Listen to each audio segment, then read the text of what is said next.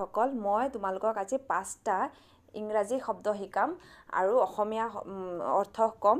তোমালোকে বহুত শুনি থকা শব্দ, কিন্তু তোমালোকে এই অৰ্থবোৰ নাজানিব পাৰা, ইংৰাজীত কি বুলি কয় নাজানিব পাৰা। তেনেকৈ মই আজিৰ পৰা সদায় 5টা শব্দ শিকাম দেই। তোমালোকে এই শব্দকেইটা বাৰে বাৰে মনত পেলাই থাকিবা, আৰু তেতিয়া এদিনতে 5টা শব্দ মুখস্থ কৰিব পাৰিবা নহয়, হয়নে নহয়? তেতিয়া ভাবাচোন এমাহত কিমান শব্দ তোমালোকৰ মুখস্থ হ'ব।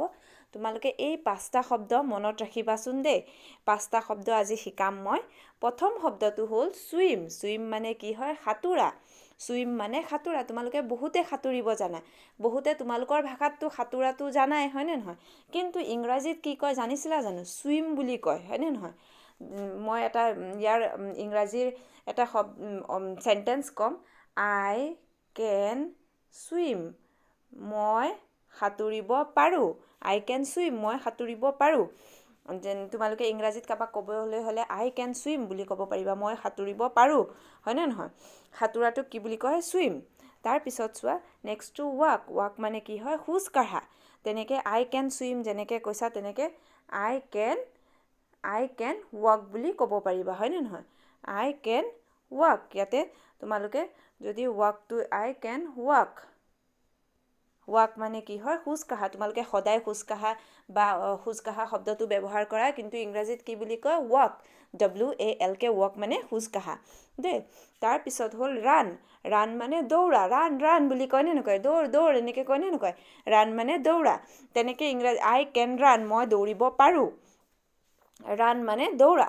তাৰপিছত হ'ল ছিং। SING। ছিং মানে গোৱা, গান গোৱা। যেনেকৈ কিবা এটা কোৱা নে নোকোৱা? গান গোৱা। তেতিয়া কি ক'বা? ছিং এ ছং। ছিং এ ছং। ছিং এ ছং মানে গান এটা গোৱা। ছং মানে গান, হয়নে নহয়? ছিং এ ছং মানে গান এটা গোৱা। গোৱাটো কি হয়? ছিং। আৰু ছং মানে কি হয়? গান হয়। তাৰপিছত ডু মানে কৰা। আই কেন ডু, মই কৰিব পাৰোঁ। আই কেন মানে কি হয়? পাৰোঁ। আৰু ডু মানে কৰা। আই কেন ডু, মই কৰিব পাৰোঁ। ডু মানে কৰা। এই শব্দকেইটা মনত থাকিব নহয় তোমালোকৰ? এই 5টা আজি মনত পেলাবাচোন। মই আকৌ কৈছোঁ, ছুইম মানে সাঁতোৰা, ৱাক মানে খোজ কাঢ়া, ৰান মানে দৌৰা, ছিং মানে গোৱা, ডু মানে কৰা। মনত থাকিবনে?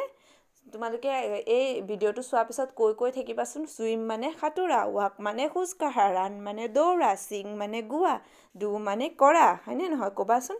তেতিয়া তোমালোকে এই শব্দকেইটা মুখস্থ হৈ যাব তোমালোকৰ। তেতিয়া আৰু আজি 5টা শিকিলা, কালি 5টা শিকিম দেই।